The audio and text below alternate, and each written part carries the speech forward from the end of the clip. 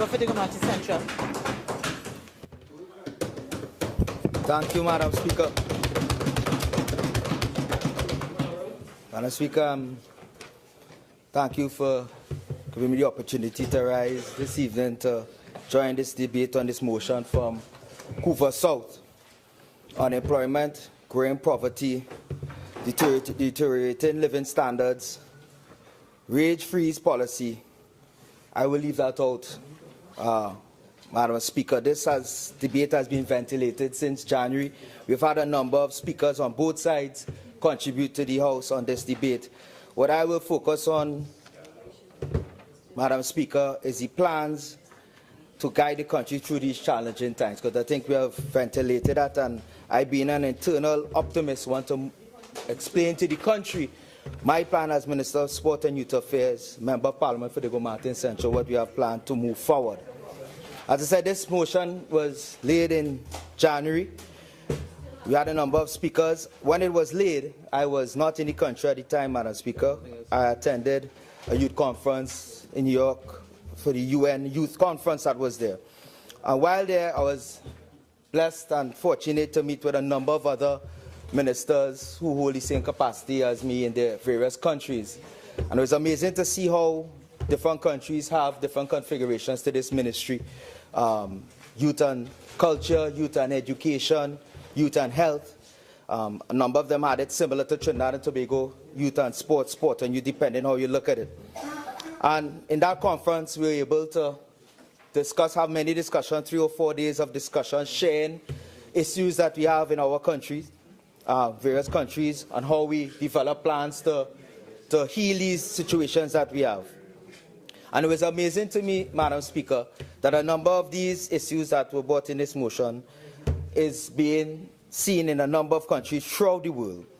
And I was able to speak to a number of these youth ministers and sport ministers, how they are dealing with it in their capacity and the different countries with regards to geography, size, demographics, religion, and so on. So it was really interesting to hear the different input from these various ministers. And we still keep in contact today to discuss how things are moving forward. But a few things came as a constant recurrent issue in most of the countries with regards to these issues. And one of the things that they were very pleased with Trinidad and Tobago is our government and our Prime Minister ensuring that we have a number of young people involved in the governance of this country. As you see in this side of the bench, we have a number of young ministers and MPs on the side in the local government aspect of it.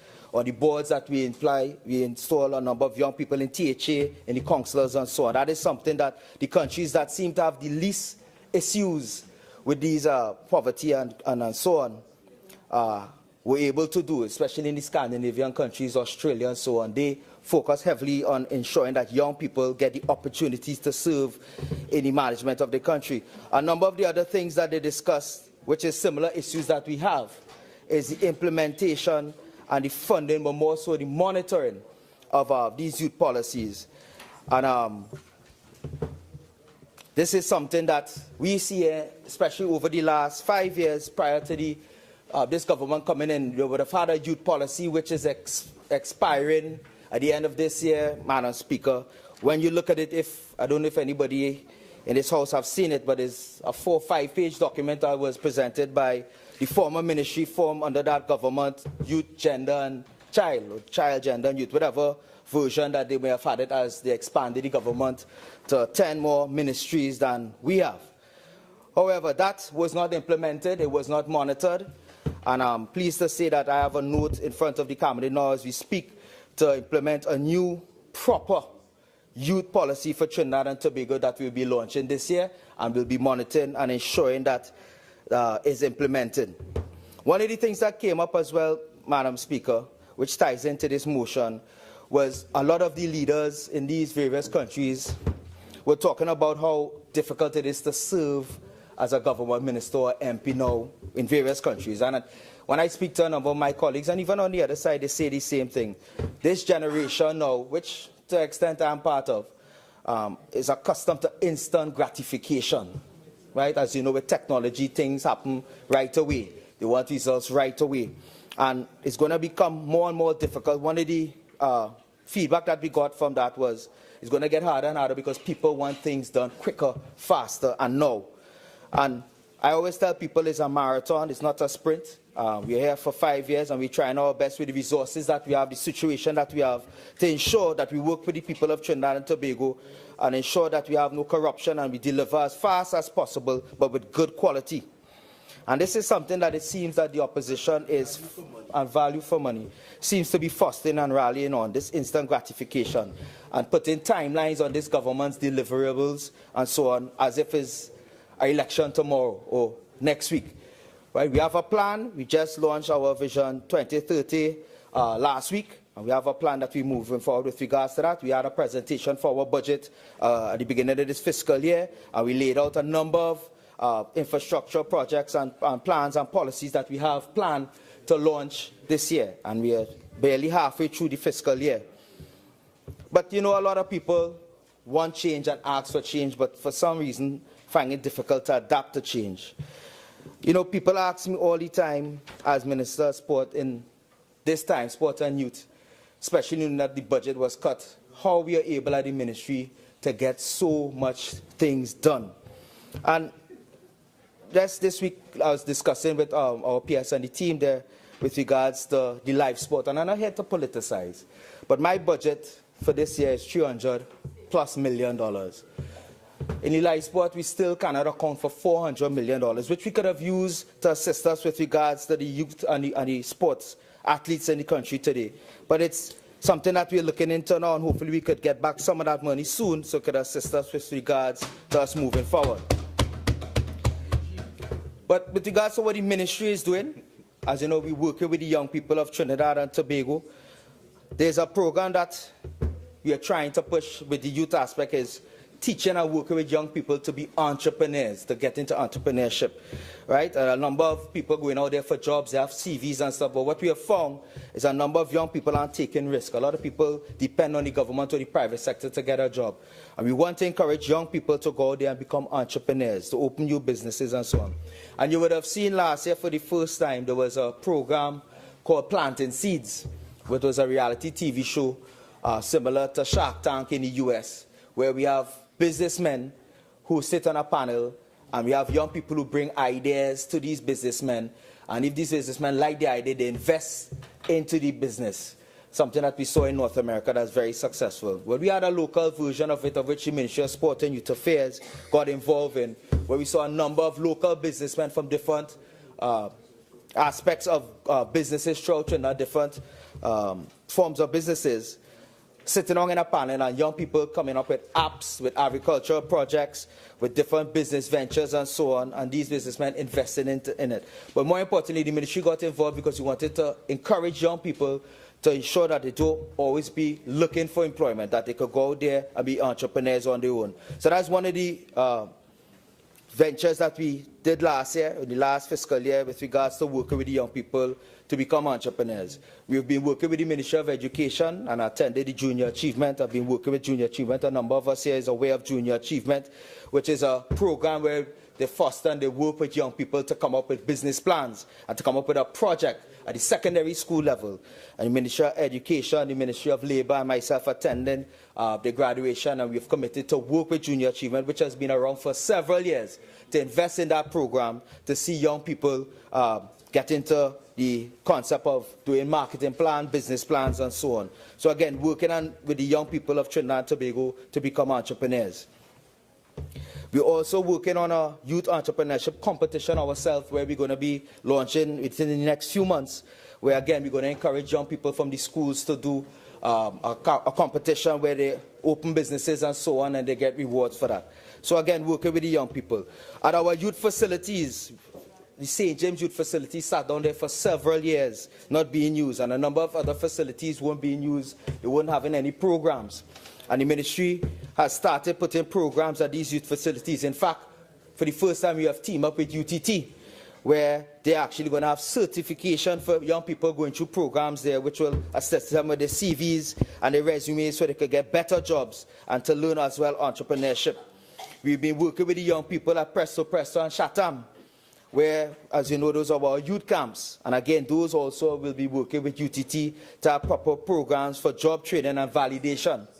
And what we have been doing as well is working with the after graduating classes. I attended as Minister of Sport and Youth Affairs the first time one of the graduations. We saw a number of young men who were having issues in the schools and so on, going to this program and going out into the working world now, more equipped, more disciplined. Their parents were pleased, their grandparents were at the graduation, they were very pleased. Some of these gentlemen would not have even been able to graduate from a secondary school. And for the first time, UTT is involved with that program as well.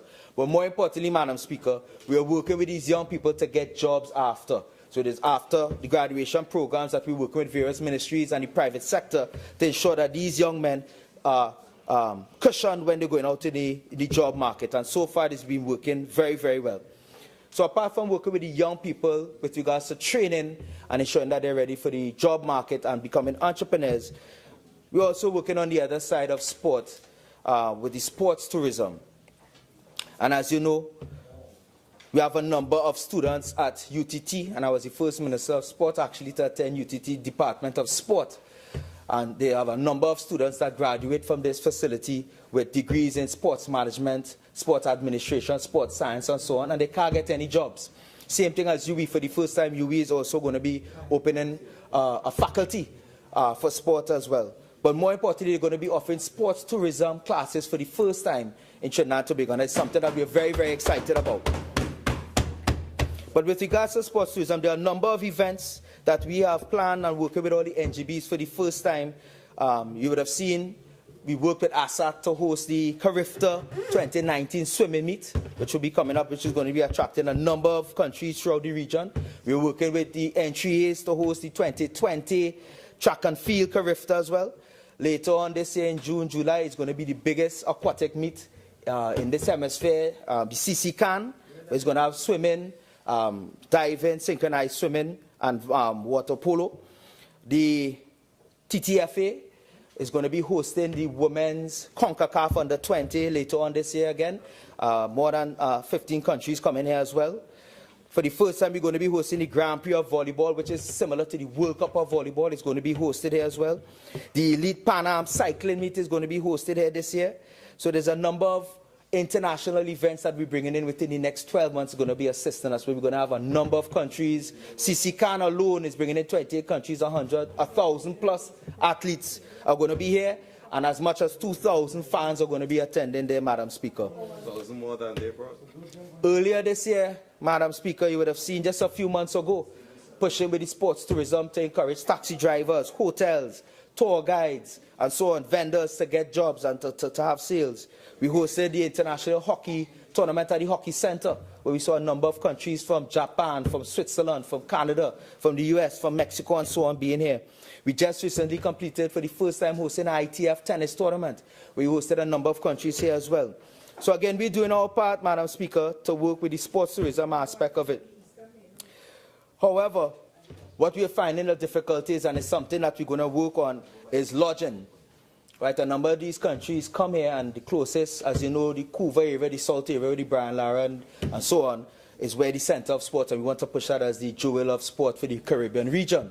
However, they have to travel from the Hiltons and the Hyatts down south, do not have as much as well. So right now we're in talks, and hopefully soon we'll be bringing something to Cabinet that we could have some form of dormitories or sportel where we could host even more, because a number of these events that I spoke about, there was issues with regards to lodging, but we were able to negotiate. However, we want to be able to host more where we could have dormitories and a sportel type location, and you'll be seeing that soon. But people always ask me how we are able, with a cut budget, to do so much. And I'll tell you, you hear the people on the others, well, I'm going to call it out now because you all laugh at it.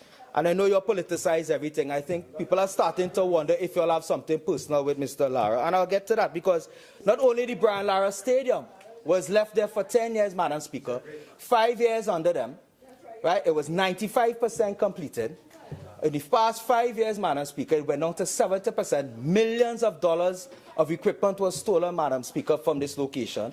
We came in 9 months and completed it. However, the politics is at play. Trinidad is seeing through it, and Tobago, the world is seeing through the politics at play. But we strive forward.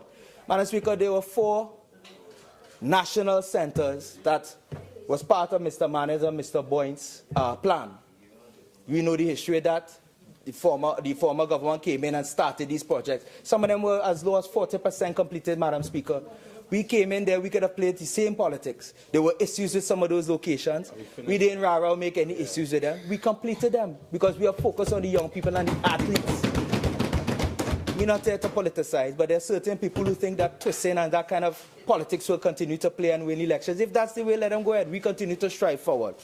The Brian Lara Field in Santa Cruz, Madam Speaker, sat on there for 10 years. That's going to be finished in 2 months, Madam Speaker. 2 months in Santa Cruz. I thought I feel like something with Mr. Lara, but we'll come to that later. In Diego Martin, there's a facility that sat there for 10 years, Madam Speaker. I was the chairman of the Diego Martin Regional Corporation, making several site visits with ministers of sports up and down from the other side. Nothing was done. That is going to be completed early next year, Madam Speaker. So just 40 years. Mahaika Oval. How long Mahaika Oval sit down there, remember, for Point 40? Balling for Mahaika Oval to be completed. Just left it. We're going to be completing that. We're going to be taking a note together and complete it soon, Madam Speaker. Moruga, I have a joke. I mean, the cabinet saw it the other day, where the former Ministry of Youth, Child and Gender, you know, they changed up all these ministries, had a $20+ million project to do a project in Moruga. When we do this site visit, Madam Speaker, it's a big stadium they wanted to build on a small goal field. 5-a-side, a big stadium to watch a 5-a-side. When we saw the note, when we did the site visit and we measured, we could not believe what they were planning to do on the drawings. We had to change that.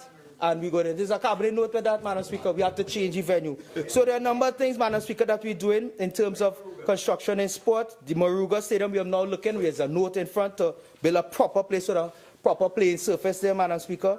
In Laventille, we're finalizing now to do a pool. In Laventille for the first time, Madam Speaker.